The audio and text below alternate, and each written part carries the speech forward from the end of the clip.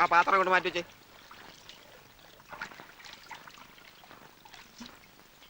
ആ അല്ല ഇവിടെ വന്ന് നിൽക്കുക. നല്ല പാർട്ടിയാ. വാ മോളോട്ട് പോവാം. അവിടെ നമ്മുടെ മുറി. എന്തേ? വീട്ടിൽ നിന്ന് ഞാൻ ആദ്യമായിട്ട് അകന്ന് നിൽക്കുന്നേ. അതുകൊണ്ടെന്താ? അല്ല അവിടെ കൊണ്ടാക്കണോ? അല്ലെങ്കിൽ തന്നെ എനിക്ക് അങ്ങോട്ട് വരാൻ പേടിയാ. ഞാൻ വലിയ മഹാകവിയാണെന്ന് ധരിച്ചു വെച്ചിരിക്കുക തന്റെ ചേട്ടൻ നടൻ. മഹാകവിയോ? ആ അന്ന് അങ്ങേര് എന്നെ കാണാൻ കോളേജ് വന്നപ്പോ രക്ഷപ്പെടാൻ വേണ്ടി ഞാനൊരു ബുദ്ധിജീവി കളിച്ചു. ഒരു കവിതയും കാച്ചി. അല്ലെങ്കിൽ റോട്ടി വെച്ച അന്ന് ഞാൻ തല്ലുകൊണ്ടേനെ. ഇന്ന് കല്യാണ തിരക്കിനിടയ്ക്ക് എന്നോട് പറയാ അവരുടെ അടുത്ത നാടകത്തിനൊരു പാട്ട് എഴുതി കൊടുക്കാൻ. എന്നോട് നീ ഇവിടെ ഒന്ന് നിൽക്കണോ? അപ്പുറത്തോട്ട് ചെല്ലേ, അവിടെ 100 കൂട്ടം പണിയുണ്ട്. മോളെ ഇവര് പുറപ്പെടുകയാത്രേ. കേട്ടോ ശാരദേ, ഈ കുട്ടിയ എന്റെ മരുമകളായിട്ട് വരാൻ പോകുന്നു പറഞ്ഞപ്പോ പലരും ചോദിച്ചു, എന്താ ഭഗീരഥമേ നിങ്ങൾക്ക് വേറെ ഒരു ബന്ധവും കിട്ടിയില്ലെന്ന്. കാര്യം സ്വത്ത് കുറച്ച് കുറവായിരിക്കും. ആയിക്കോട്ടെ, അവന്റെ ഇഷ്ടമല്ലേ ഞാൻ നോക്കേണ്ടത്. ആഭരണങ്ങളില്ലെന്നോ ഒരു ഡ്രൈവറുടെ മോളാണെന്നോ ഇതൊന്നും ഞാൻ നോക്കില്ല. ജഡ്ജി ശിവദാസ മേനോന്റെ മോള് മാലതിയുടെ ആലോചന വന്നതാ.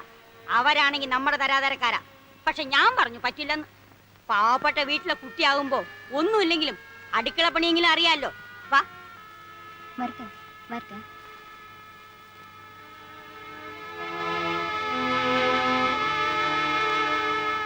എഴുതിയോ? വല്ലേക്കാടൻ കുട്ടപ്പൻ 1 2 3 30 രൂപ. മാട്ടാത്തൊടി രാജൻ 50 രൂപ.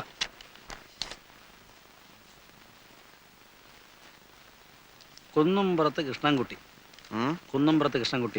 25 രൂപ.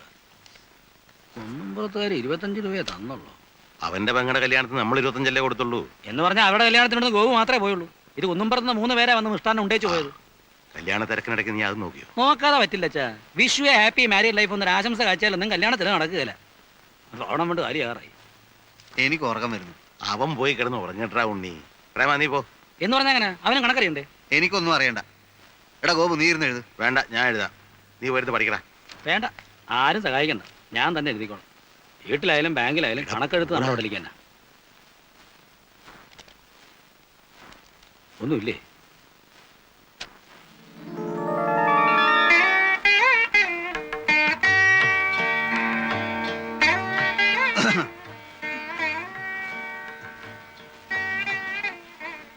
സംഭാവനക്കാരുടെ ലിസ്റ്റ് എടുപ്പായിരുന്നു. പണത്തിന്റെ കണക്ക് തലയിൽ കയറിയ മനുഷ്യന്റെ വിവേകം നശിക്കും. ഉണ്ണിയേട്ടന്റെ കണ്ണില് ലോകം മൊത്തം ഒരു ബാങ്കാ, വേൾഡ് ബാങ്ക്. വല്ല നാടകത്തിലോ മറ്റോ ആയിരുന്നെങ്കിൽ ഇതുപോലൊരു രംഗത്ത് എടോ നിഷ്ഠുര കാപാലിക ഇന്നെന്റെ ആദ്യ രാത്രിയാണ്, തന്റെ പണക്കണക്ക് പോയി തൊലയട്ടെ എന്നൊരു ഡയലോഗ് കാച്ചാമായിരുന്നു.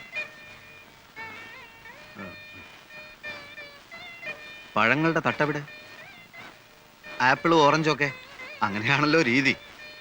പിന്നെ ഒരു ഗ്ലാസ് പാല്. സിനിമയിലൊക്കെ ആദ്യ രാത്രി തുടങ്ങി കണ്ടിട്ടുള്ളത് ഇതൊക്കെ നല്ലോണം ഭക്ഷിച്ചോണ്ടാ. പാലുണ്ടായിരുന്നു, തണുത്തു തുടങ്ങിയപ്പോ ഞാൻ കുടിച്ചു. ഓ, അപ്പൊ ദൈവത്തിനുള്ളത് പൂജാരി വിഴുങ്ങി. കുഴപ്പമില്ല, തൽക്കാലം ദൈവം ശപിക്കുന്നില്ല. മാത്രമല്ല വരം വല്ലവും വേണേ ചോദിക്കുകയും ആവാം. ഒടുവിൽ പറഞ്ഞത് കാര്യമായിട്ടാ. ഇഷ്ടാനിഷ്ടങ്ങളൊക്കെ ഇന്ദുവിന് തുറന്നു പറയാം. എന്നാ പറയട്ടെ? തീർച്ചയായും. നാടകത്തിൽ അഭിനയിക്കുന്ന എനിക്ക് ഇഷ്ടമല്ല. ഞാനോ?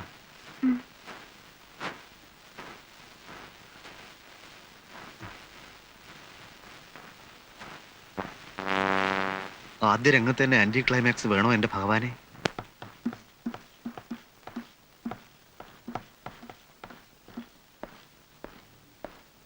അമ്മേ ഞങ്ങളൊരു സിനിമയ്ക്ക് പോവാ. ഏ സിനിമയ്ക്ക്. സിനിമയ്ക്കോ? ഇന്ന് എന്താ ആഴ്ച? ഞായറാഴ്ച. എടാ ഞായറാഴ്ച ആരെങ്കിലും സിനിമയ്ക്ക് പോവോ? ഞായറാഴ്ച സിനിമയ്ക്ക് മുടക്കൊന്നുമില്ലല്ലോ. അതല്ല മോളെ, ഭയങ്കര തിരക്കായിരിക്കും. ആ തിരക്കിനിടയിൽ ക്യൂ നിൽക്കാനും ടിക്കറ്റ് എടുക്കാനും എന്റെ മരുമകള് ബുദ്ധിമുട്ടുന്നത് എനിക്ക് സഹിക്കില്ല. നിങ്ങൾ നാളെ പോയിക്കോ, വേണമെങ്കിൽ അമ്മയും വരാം. എന്നാ പിന്നെ നമുക്ക് നാളെ പോവാം. ആ നാളെ ഉച്ച കഴിഞ്ഞ് മാറ്റിക്ക് 3 ടിക്കറ്റ് ബുക്ക് ചെയ്യും. ചെല്. ജ്ഞാനത്തിൽ ആയവർ തൻ ഗുണത്തിൽ മറഞ്ഞ ഈ ശക്തിയെ അങ്ങ് കണ്ടാൽ.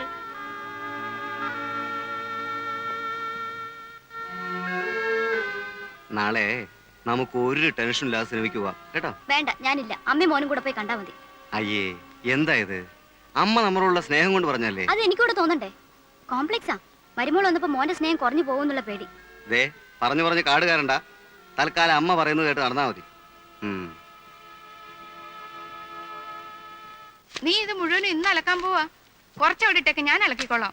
വേണ്ടമ്മേ, ഒറ്റ അലക്കിന് തീർന്ന അതാ സുഖം. അച്ഛനെ ഷർട്ടിങ് തന്നെ. ഓ ഇത് മുഷിഞ്ഞില്ല മോളെ. ഇന്നലെ ഇതല്ലേ ഇട്ടത്, മുഷിഞ്ഞില്ലേലും സാരമില്ല. എന്റെ ഷർട്ട് മുണ്ടും എടുത്തോട്ടെ. ആ കണ്ടോ, പഠിക്കുന്നതിനിടയിൽ അവന്റെ ഒരു കാര്യാന്വേഷണം. വായിക്കുന്ന പുസ്തകത്തിൽ ശ്രദ്ധിച്ചു വായിക്കടാ. ഓ, ഈ ചെക്കനെ എത്ര പഠിപ്പിച്ചിട്ടും കാര്യമില്ലെന്നാ എനിക്ക് തോന്നുന്നത്. ഇന്നലെ അവൻ എന്നോട് പറയാന്നേ, അവന് ഡ്രൈവിംഗ് പഠിക്കുന്നതാ ഇഷ്ടംന്ന്. അതിനെന്താ ഇത്ര കുറവ്? നല്ല അന്തസ്സുള്ള ജോലി തന്നെ ഡ്രൈവിങ്. ഒന്ന് പറഞ്ഞ് മനസ്സിലാക്കി കൊടുക്കച്ചാ. പക്ഷെ നിന്നെ പോലെ ബുദ്ധി കുറഞ്ഞവന്മാർക്ക് ആ പണി പറഞ്ഞിട്ടില്ലടാ. നീ പുസ്തകം കാണാപ്പാടം പഠിച്ച് വല്ല ഡോക്ടറോ എഞ്ചിനീയറോ മറ്റോ ആകാൻ നോക്ക്. കണ്ടുമുട്ടിയ ആദ്യ നാളുകളിൽ ഞാൻ കരുതി നീ ഒരു മാലാഖയായിരിക്കുമെന്ന്. ദേവി, എനിക്ക് തെറ്റിപ്പോയി. സത്യത്തിൽ നീ ഒരു കാളസർപ്പമായിരുന്നു. കണ്ടുമുട്ടിയ ആദ്യ നാളുകളിൽ ചേച്ചി പറഞ്ഞത് കേട്ടോ, നമ്മളോട് പുറത്തൊക്കെ ഒന്ന് പോയി വരാൻ. വല്ല സിനിമയ്ക്കോ മറ്റോ. അതൊന്നും വേണ്ട. കണ്ടുമുട്ടിയ ആദ്യ നാളുകളിൽ ഞാൻ എന്തേ? കരുതി അത് ഇവിടെ ഇപ്പോ നല്ല സിനിമയൊന്നും ഓടുന്നില്ല. നല്ലതോ ചീത്തയൊന്ന് കണ്ടാലല്ലേ പറയാൻ പറ്റൂ. ഇപ്പോ ഇവിടെ ഓടിക്കൊണ്ടിരിക്കുന്ന പടങ്ങളുടെ അഭിപ്രായം അറിഞ്ഞുകൊണ്ട് പറഞ്ഞാ ഞാൻ കണ്ടുമുട്ടിയ ആദ്യ. എനിക്ക് ചീത്ത പടം കണ്ടാ മതി. അങ്ങനെ ഇപ്പൊ കാണണ്ട. കൂടെ കൊണ്ടുപോകാൻ ഇഷ്ടമല്ലെന്ന് പറഞ്ഞാ മതി.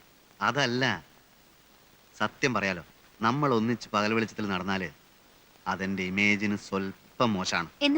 എന്ന് വെച്ചാൽ എന്റെ ലേഡീസ് ഓഡിയൻസ് അപ്സെറ്റ് ആവും. മോഹൻലാൽ പെണ്ണ് കെട്ടാൻ പോകുന്ന വിവരം അറിഞ്ഞ് അയാളുടെ എത്ര ലേഡീസ് ഫാൻസാ നിരാശപ്പെടുന്നതെന്ന് അറിയോ നിനക്ക്? കെട്ടാത്ത നടന്മാരെ ആ ലേഡീസിന് ഇഷ്ടം. ലേഡീസിന് മാത്രമല്ല, എല്ലാവർക്കും. പിന്നെന്തിനാ കിട്ടിയത്? അല്ലെങ്കിൽ നിങ്ങൾ മോഹൻലാലും മമ്മൂട്ടിയൊന്നല്ലല്ലോ. ഇപ്പോഴല്ല, നാളെ ചിലപ്പോ ആയിക്കൂടൊന്നില്ലല്ലോ. വടകരയില് ഞങ്ങളുടെ നാടകം കാണാൻ വന്ന സിനിമാ പ്രൊഡ്യൂസർ എന്നെ കനത്ത രീതിയിലൊന്ന് നോട്ടോട്ടിരിക്കുകയാണ്. തമാശയല്ല, ഒരു മഹാൻ പറഞ്ഞതെന്താണെന്നറിയോ? ഒരു യഥാർത്ഥ കലാകാരന്റെ അമ്മ അവരുടെ 70-ാം വയസ്സിലും ചെരുപ്പില്ലാതെ നടക്കും. അവന്റെ ഭാര്യ പട്ടിണി കിടന്ന് നരകിക്കും.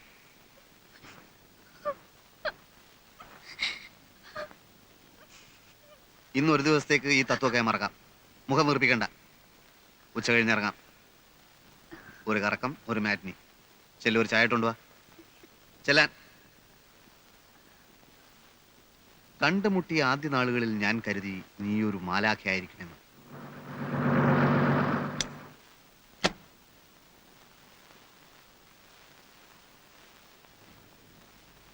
ആവൂ, ഞങ്ങൾ സംശയിച്ചിരിക്കായിരുന്നു. പ്രോഗ്രാം നേരത്തെ പറയാത്തതുകൊണ്ട് പ്രേമൻ ഇവിടെ കാണുമെന്ന്. കവിതാലയക്കാരുടെ ഹീറോയിനിക്ക് സുഖമില്ല, അതുകൊണ്ട് പെട്ടെന്ന് നമുക്കൊരു പകരക്കളി വീണ് കിട്ടി. നമുക്ക് പോയിക്കളെ. ആ ഇന്ന് വേണ്ടെന്ന് പറയുന്നേ. അത് പറ്റില്ല. ആ മഹാൻ കലാകാരന്മാരെ പറ്റി പറഞ്ഞ ഓർമ്മയുണ്ടല്ലോ? ഒരു യഥാർത്ഥ കലാകാരന്റെ ഭാര്യയ്ക്ക് ഇതുപോലുള്ള പല ദുർഘട ഘട്ടങ്ങളെയും അതിജീവിക്കേണ്ടതായിട്ടുണ്ട്. പരീക്ഷണമാണ് കുട്ടി, പരീക്ഷണമാണ്.